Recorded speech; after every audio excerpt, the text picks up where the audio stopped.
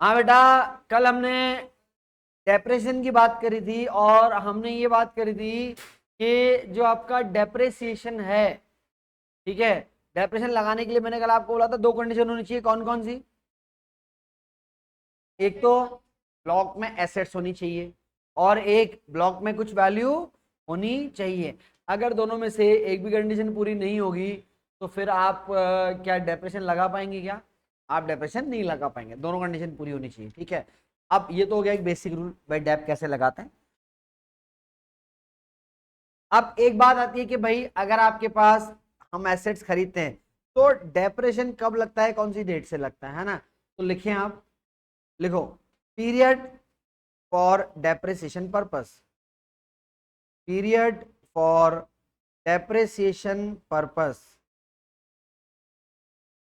Period for depreciation purpose, depreciation purpose. इसमें आप लिखें if if the asset is if the asset is used for the asset is used for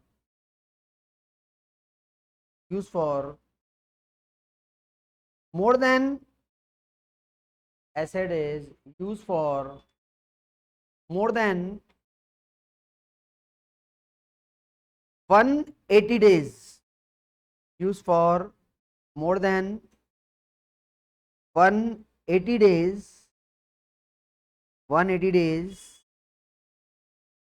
अब देखो ये जो 180 days का कॉन्सेप्ट है ये बड़ा खतरनाक है ना? अच्छा पहले मैं सॉरी सेंटेंस लिखा दूं। सेंटेंस क्या चल रहा था आपका, मेरे को ध्यान रहा। If asset is use for more than 180 days, ठीक है। In that condition, in that condition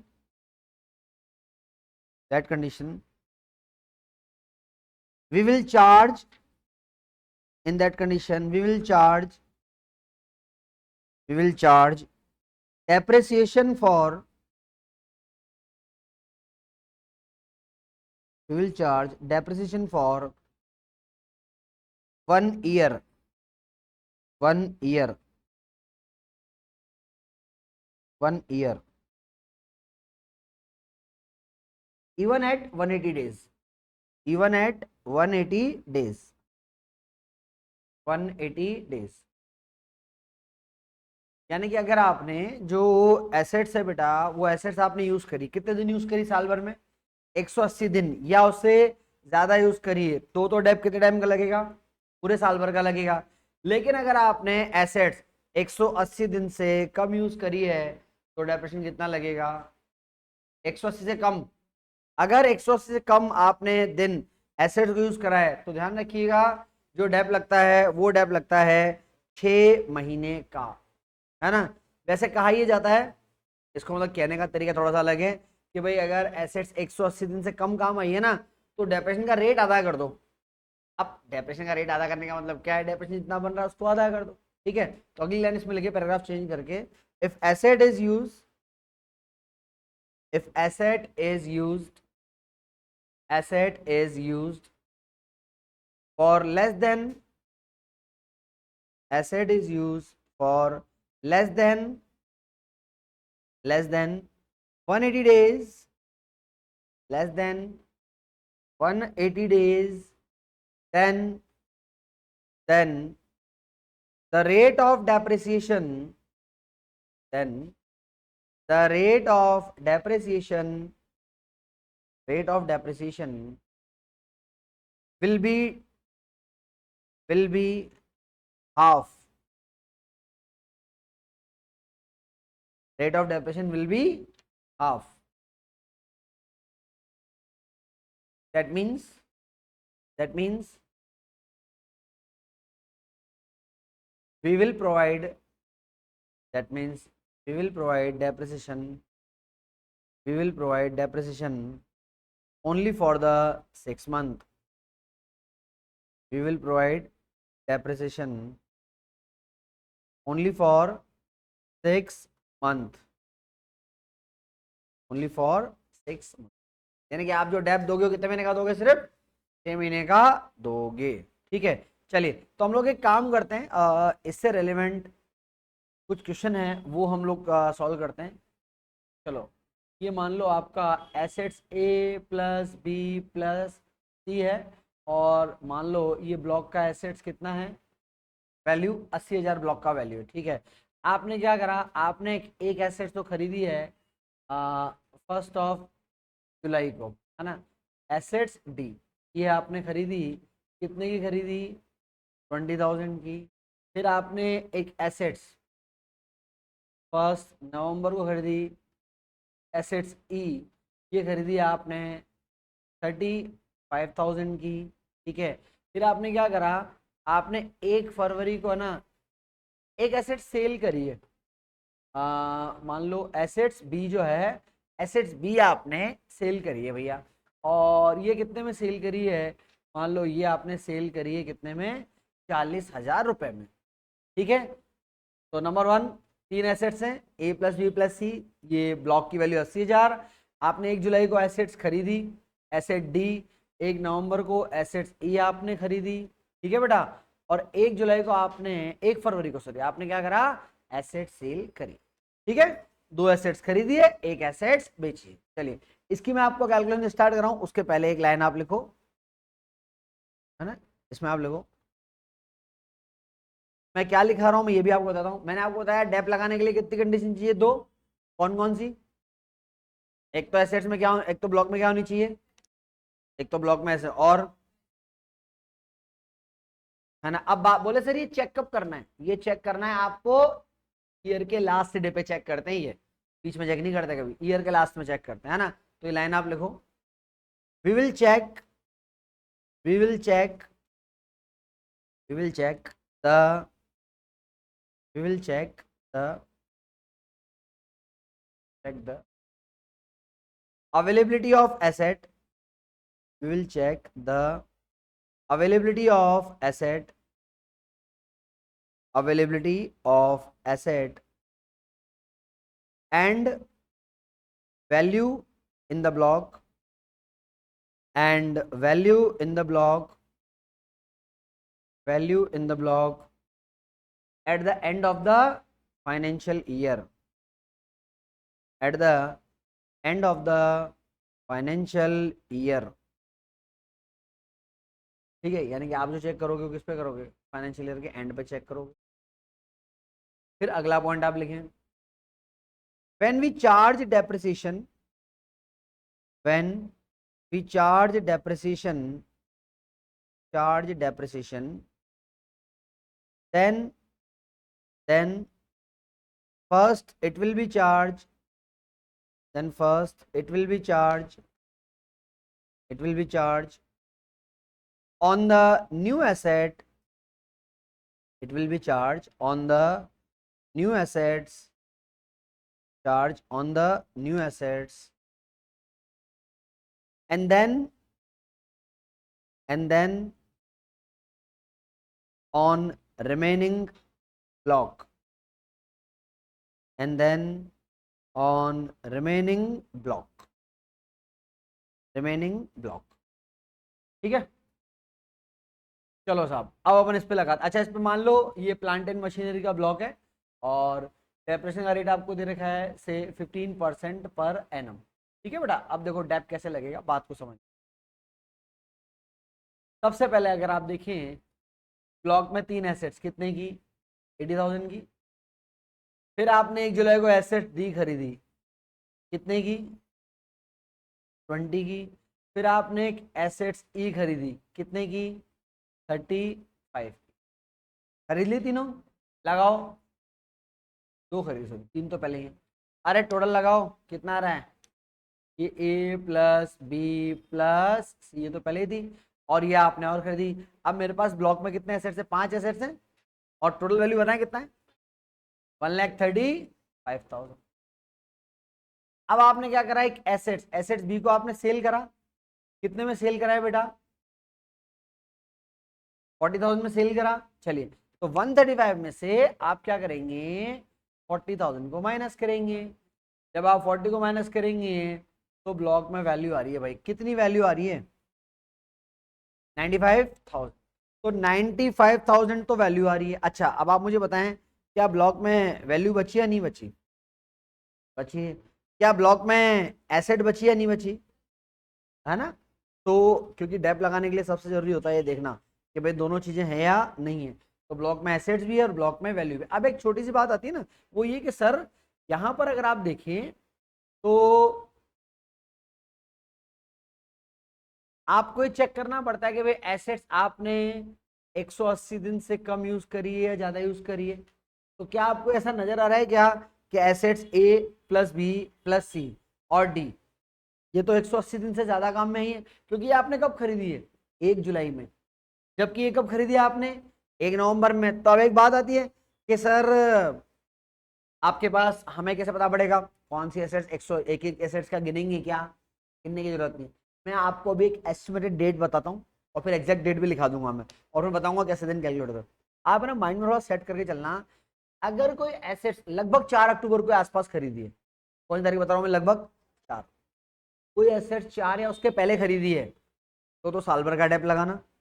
क्या बोला मैंने? 4 अक्टूबर या उसके पहले खरीदी तो डेप साल भर का लगाना, और उसके बाद खरीदिए तो 6 महीने का लगाना।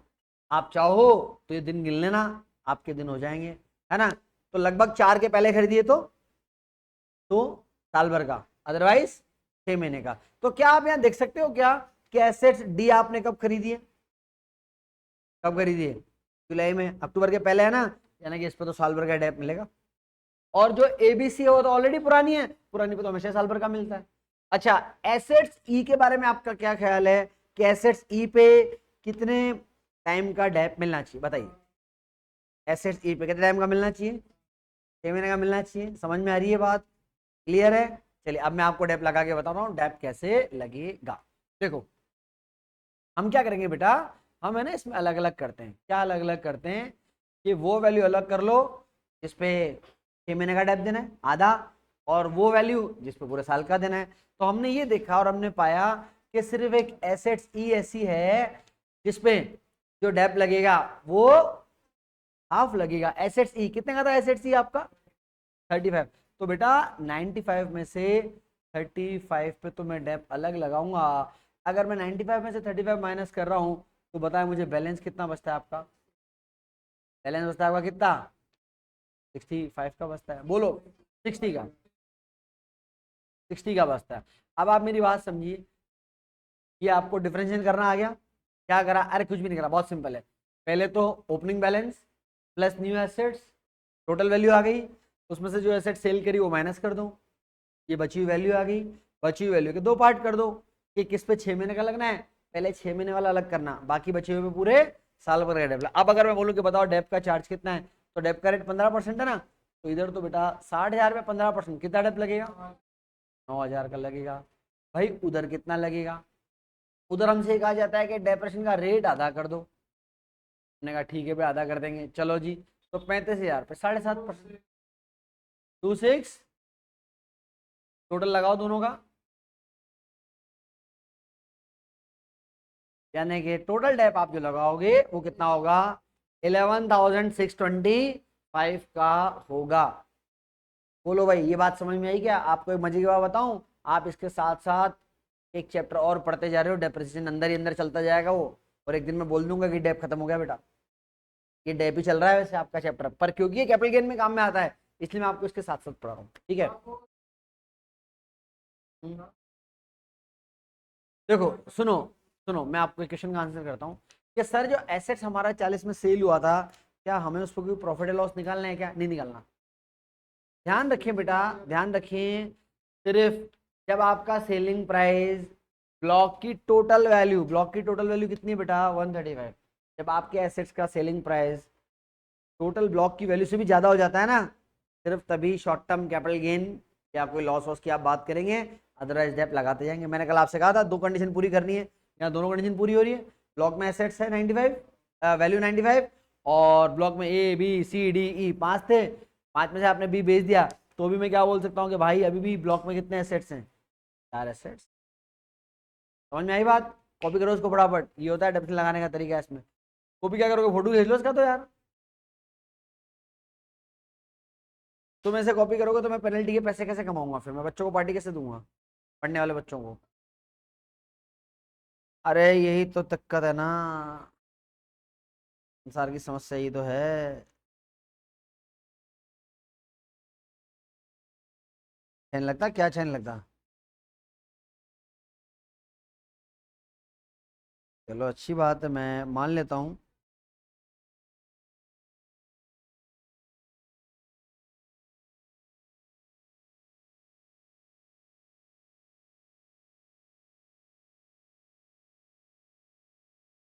जिन एसेट्स पे डेप्रेशन मिलता है उन पे हमेशा शॉर्ट टर्म कैपिटल गेन होता है, उन पे लॉन्ग टर्म हो ही नहीं सकता कभी, नेवर। इनकम टैक्स बोलता है तुमको हर साल डेप्रेशन का खर्चा P&L में से दे रहे हैं ना, तो तुम अपना प्रॉफिट कम करते जा रहे हो, तुम टैक्स कम देते जा रहे हो। आप माइंड में छोटी चीज रखें, जिन एसेट्स पे डेप्रेशन मिलता है उन पे शॉर्ट टर्म कैपिटल गेन होगा तो होगा, लॉन्ग टर्म कभी नहीं हो सकता, ठीक है।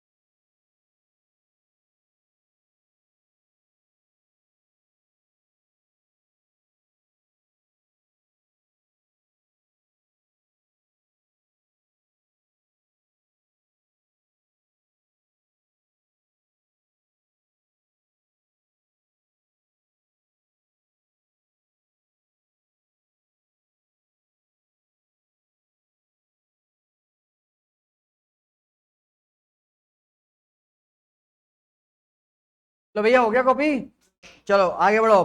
नेक्स्ट आपका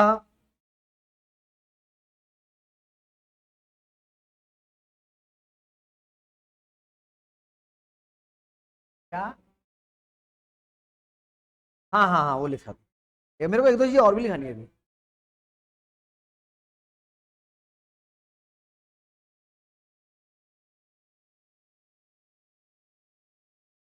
हाँ जी, नीचे लिखो एक note.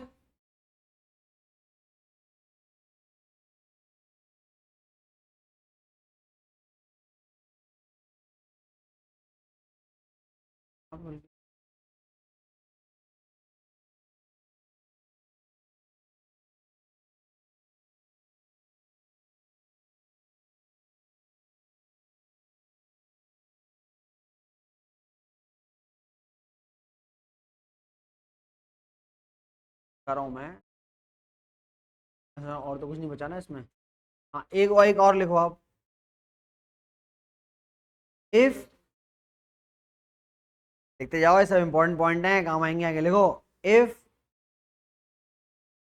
depreciation allowed, if depreciation allowed, depreciation allowed on any assets, on any asset, then any asset, then there cannot be, there cannot be LTCG, there cannot be LTCG, there cannot be LTCG, bracket में लिखना, only HTCG possible, only HTCG is possible।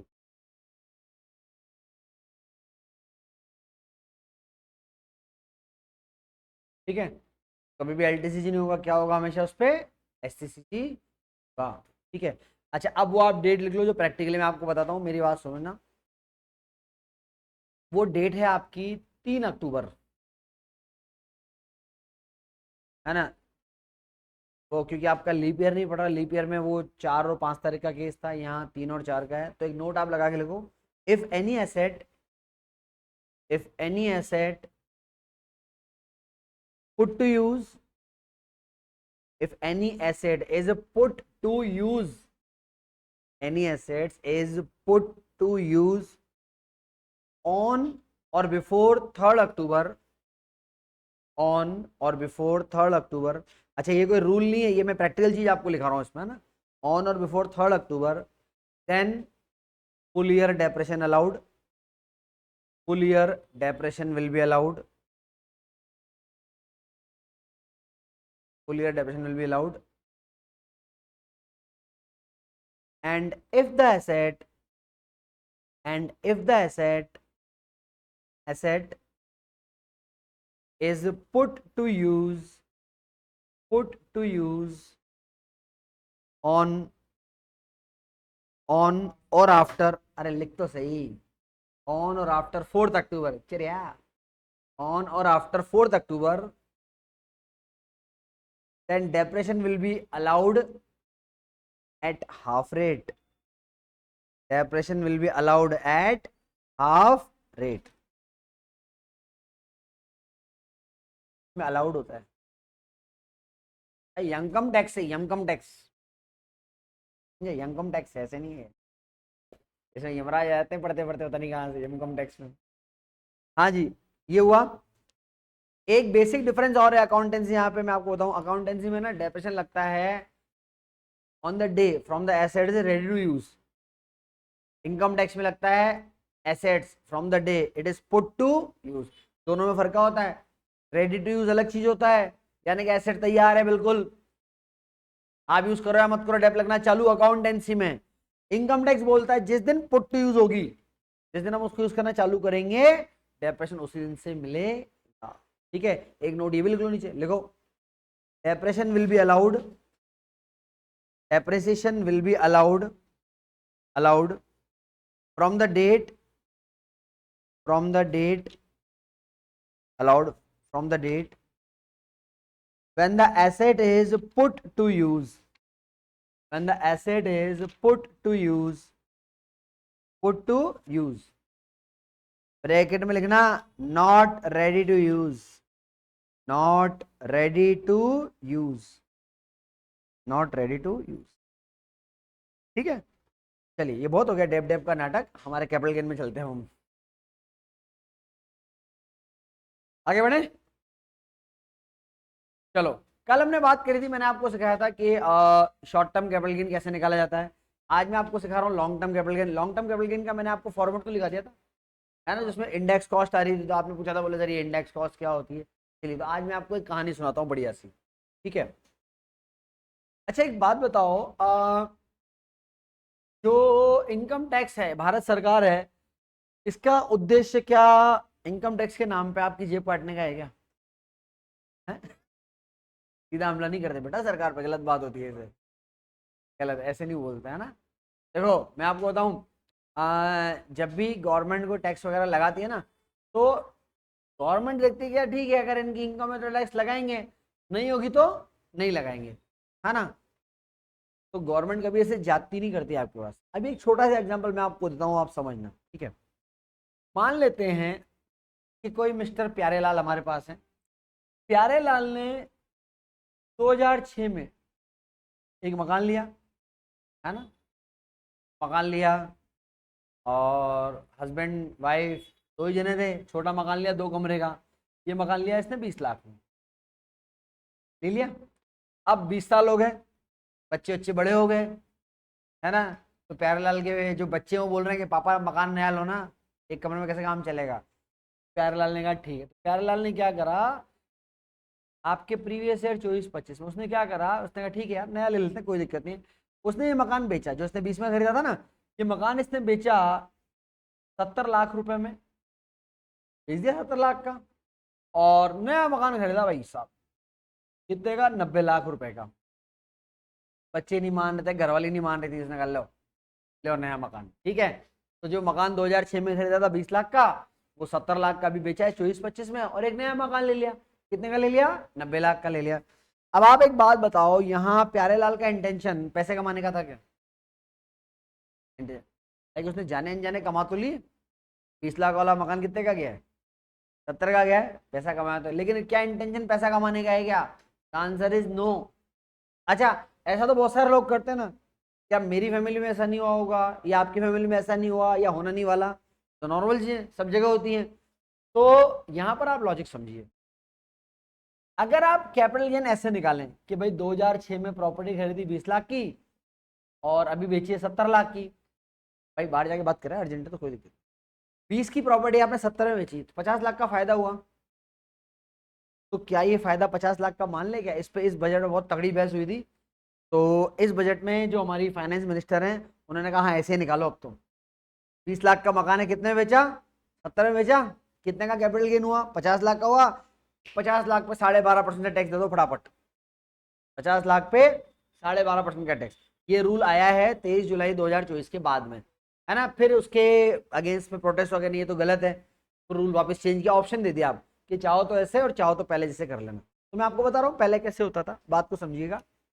भैया 20 लाख की asset से 70 में बेची, हमने सरकार को बोला, हमने कहा यार हमने तो इन्वेस्टमेंट कर रखा था, एक तरह से हमने खरीदा था इसको रहने के लिए, हमारा ऐसा कोई इंटेंशन है ही नहीं, और हम अगर इस पैसे को कोई और लगाते तो ये पैसा बढ़ता। मान लो अगर मैं गवर्नमेंट की टैक्स फ्री सिक्योरिटी में पैसा लगाता तो पैसा बढ़ता मेरा, है ना। तो पैसा तो बढ़ता, लेकिन यहाँ मकान में लगाया है तो मकान में भी बढ़ा है पैसा। तो आप लॉजिक ये समझिए, आपको एक बेनिफिट दिया जाता है, बेनिफिट दिया जाता है, उसको हम लोग बोलते हैं benefit of indexation. Benefit of indexation क्या होता है, बात को समझना। बेनिफिट ऑफ इंडेक्सेशन ये होता है कि भाई आप बोल रहे हो कि हमने मकान बेचा है, कितने में बेचा है बेटा? हमने मकान बेचा है 70 लाख रुपए में, ठीक है। एक सामान्य आदमी बोलता है कि सर मेरी कॉस्ट तो कितनी है, 20 लाख रुपए मकान की, लेकिन गवर्नमेंट ने कहा नहीं यार तू भोला मनुष्य, तेरे को पता नहीं, तेरे को एक बेनिफिट देते हैं। उस बेनिफिट को हम लोग बोलते हैं बेनिफिट ऑफ इंडेक्सेशन। इंडेक्सेशन का मतलब ये होता है कि सरकार बोलती है कि यार देखो महंगाई भी तो बढ़ रही है ना हर साल, एक बात बताओ, आपके हाथ में 1 लाख रुपए आज है, तो 1 साल बाद भी क्या उसकी वैल्यू 1 लाख ही है क्या? नहीं है ना, इन्फ्लेशन भी तो है ना मार्केट में। मान लो आज अगर आपकी कमाई बढ़ रही है, अरे कमाई बढ़ रही है तो खर्चा भी तो बढ़ रहा है ना यार, ये भी तो देखो ना आप। तो यहाँ पर गवर्नमेंट आपको इन्फ्लेशन की वजह से, महंगाई की वजह से एक बेनिफिट देती है। सरकार बोलती है कि हाँ यार महंगाई थी, है ना, तो आपको एक बेनिफिट दिया जाता है। मान लीजिए इंडेक्सेशन करने की वजह से, अभी इंडेक्सेशन कैसे करते हैं मैं भी आपको सिखा दूंगा। मान लो इंडेक्सेशन करने की वजह से ये कॉस्ट आ रही है 36 लाख रुपए। कितनी कॉस्ट आ रही है? 36 लाख रुपए कॉस्ट आ गई इंडेक्सेशन की वजह से। तो अब आपका कैपिटल गेन कितना रहा, बचा सिर्फ 34 लाख का, बचा कि नहीं बचा? बचा ना। नॉर्मली तो एक आम आदमी तो प्रॉफिट कैसे निकालता है कि सर 20 लाख का मकान लिया था, 70 में बेचा। अगर मैं आपको बोलूं कि मैंने आपको भी इंडेक्शन नहीं पढ़ाया, आपको ऐसी कोई बात नहीं बताई, और आपसे मैं पूछता कि बताओ बेटा कितना प्रॉफिट होता, आप कैसे निकालते? आप ये बोलते सर 20 लाख का मकान था, 70 में बेचा, सर 50 लाख रुपए का गेन है। लेकिन एक्चुअल में ऐसे नहीं निकाला जाता। कैसे निकाला जाता है? आपको मिलता है बेनिफिट ऑफ इंडेक्सेशन।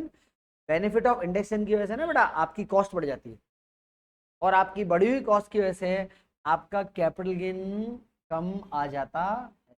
तो कैपिटल गेन कम आ जाता है तो फिर आपके ऊपर अब टैक्स भी क्या लगेगा? कम लगेगा। हाँ हाँ हाँ जी। तो आपका कैपिटल गेन, अच्छा पहले कैपिटल गेन कितना था? 50 लाख। अभी कैपिटल गेन कितना है? 34 लाख का। तो कैपिटल गेन क्या हो गया? कम हो गया। लेकिन क्या है, हमारी जो भारत सरकार है ना वो बहुत होशियार है। पता है कैसे होशियार है? और इस साल क्या हुआ ये मैं आपको बताता हूँ। गवर्नमेंट ने कहा एक तरीका तो ये है, ये पुराना तरीका होता था, इस तरीके से अगर आप कैपिटल गेन निकालते हो तो कितना टैक्स देना पड़ता है?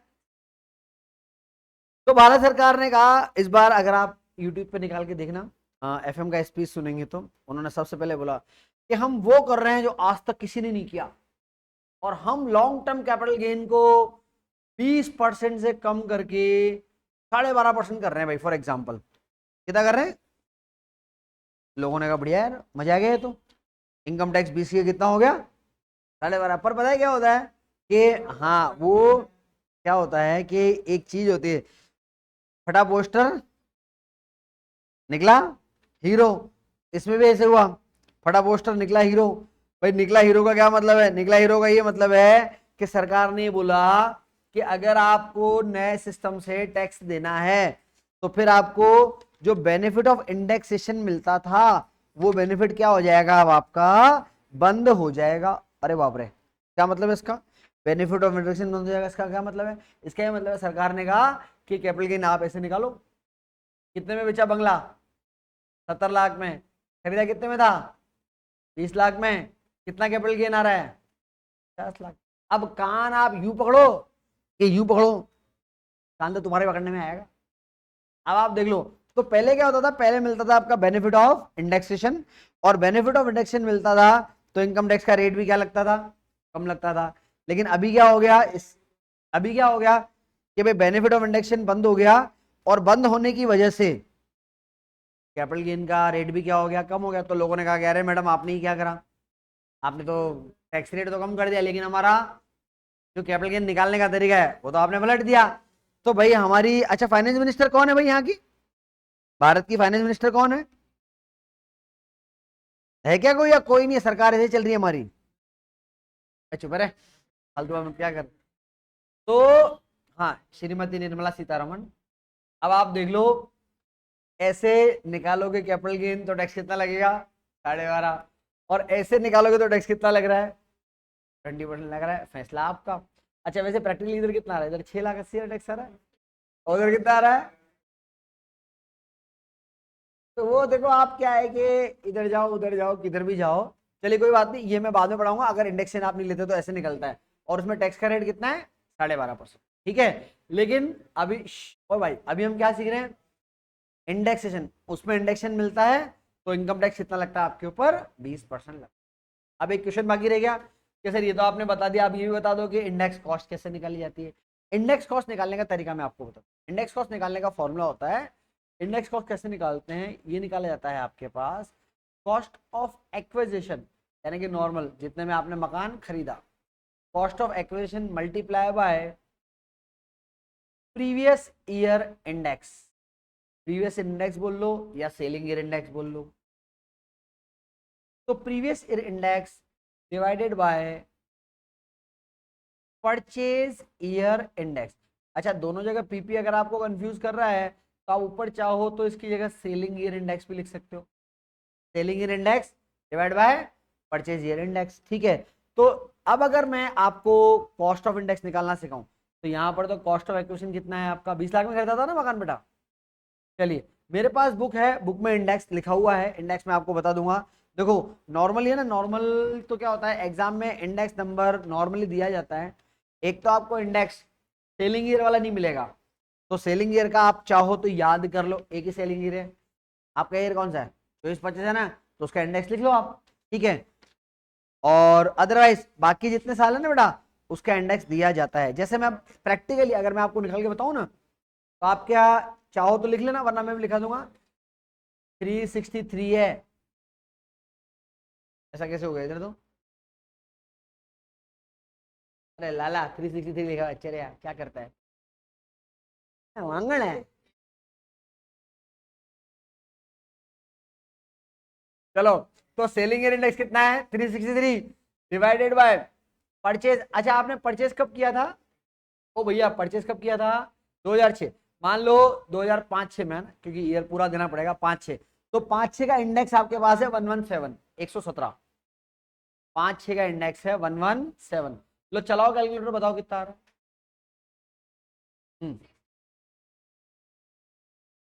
62 लाख, 62,05,128।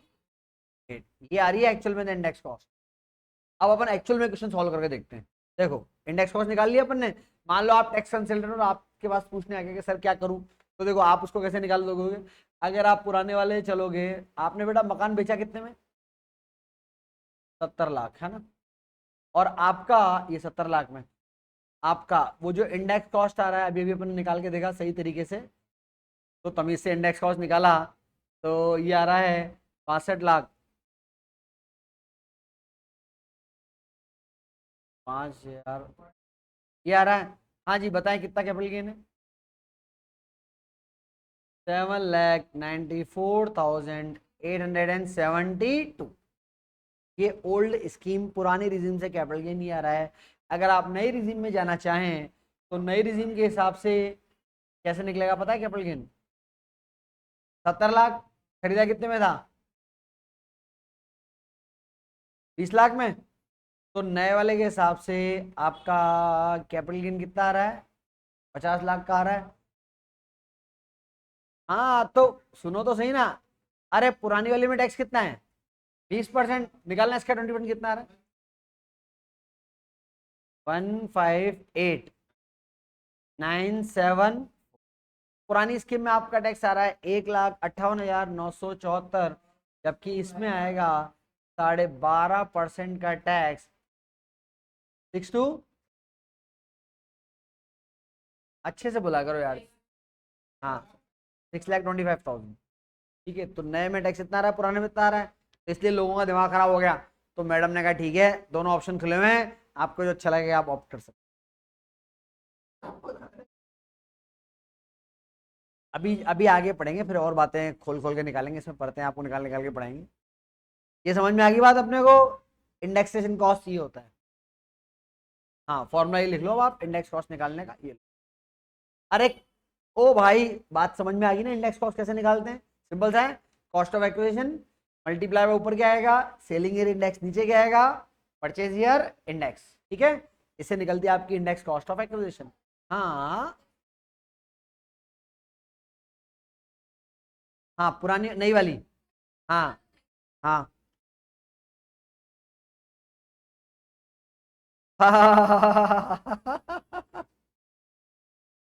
देखो क्या होता है, जब आप स्कीम लेते हैं ना, न्यू या ओल्ड, तो फिर वो अगर नहीं है तो फिर वो हेडिंग वाइज नहीं मिल रही, हेडिंग वाइज वो पूरी मिलेगी, है ना? ये रहता है उसके अंदर। या तो मुझे सब कुछ चाहिए या तो कुछ नहीं, वो वाला काम है या तो।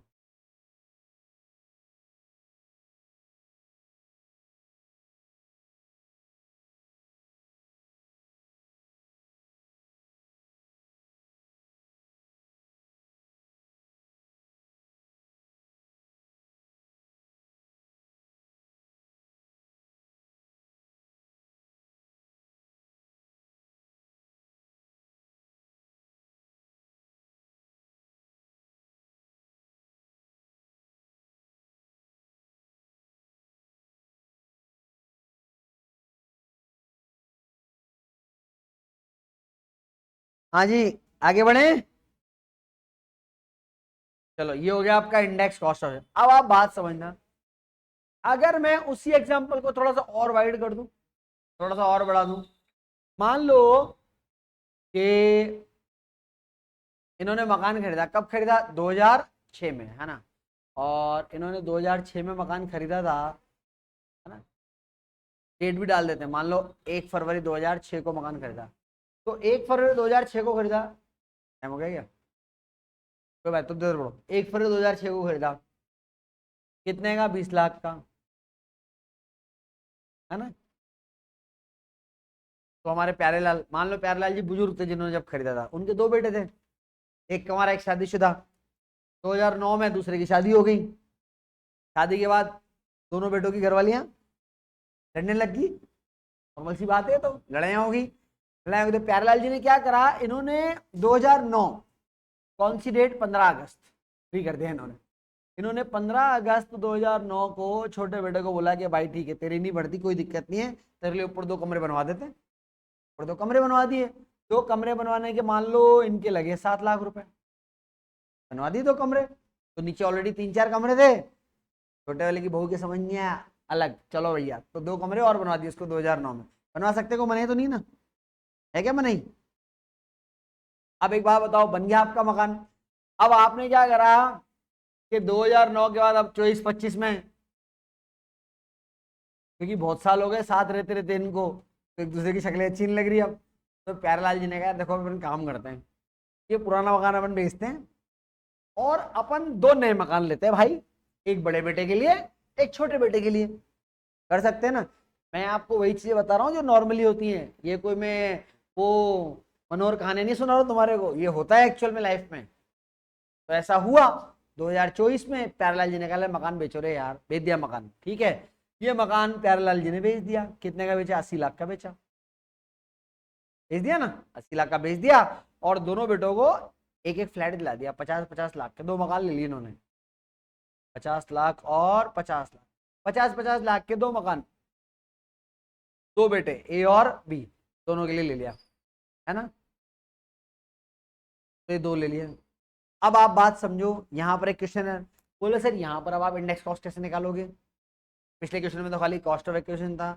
कोई टेंशन नहीं, बात को समझिएगा। अगर आपके पास मकान खरीदने के बाद कभी कोई इंप्रूवमेंट भी होता है ना, तो जैसे नॉर्मल आपने इंडेक्स कॉस्ट ऑफ एक्विजिशन निकाला था, वैसे ही नॉर्मली निकलेगा इंडेक्स कॉस्ट ऑफ इंप्रूवमेंट। अब इंडेक्स कॉस्ट ऑफ इंप्रूवमेंट देखो, आपने अभी भी क्या सीखा है, इंडेक्स कॉस्ट ऑफ एक्विजिशन, क्या फॉर्मूला लिखा था उसमें आपने बताओ? Cost of acquisition multiply by selling year index divide by purchase year. अभी क्या लिखना है इधर देखो, कॉस्ट ऑफ इंप्रूवमेंट, 2 मिनट कर लो, कॉस्ट ऑफ इंप्रूवमेंट, अरे इधर तुम इधर देखो, cost of improvement multiply by selling year index divided by, किसका डिवाइड लगाऊं, कौन सी ईयर का इंडेक्स है पता है? जो इंप्रूवमेंट कराया था ना आपने मकान में, उसका इंडेक्स लग जाएगा, इंप्रूवमेंट ईयर। इससे आपका क्या निकल जाएगा बेटा, इससे आपका निकलेगा इंडेक्स कॉस्ट ऑफ इंप्रूवमेंट। ठीक है, तो जब आप वो मकान का वो कैपिटल गेन निकालोगे ना, तो क्या करना, सुनो बात को, अरे लिखना बंद करो, सुनो पहले। आप मकान का कैपिटल गेन निकालोगे, कैसे निकलेगा, सेलिंग प्राइस माइनस एक तो index cost of acquisition minus index cost of improvement, दोनों माइनस कर देंगे, आ जाएगा आपका कैपिटल। ठीक है, मैंने अभी आपको यहीं तक पढ़ाया है, मैंने नहीं बताया मकान बेच के मकान खरीदते हैं तो क्या होता है, ये मैं आपको आगे बढ़ाऊंगा। सेक्शन 54 इनकम टैक्स का बोलता है कि अगर आपकी नीयत पैसा कमाने की नहीं है ना, जितना कैपिटल गेन है सारा माफ कर देंगे आपका, मत देना 1 रुपए का भी टैक्स। लेकिन आपको साबित करना पड़ेगा कि आपकी नीयत पैसे कमाने की नहीं थी। ठीक है, चलिए तो बाकी आप लोग कल पढ़ेंगे।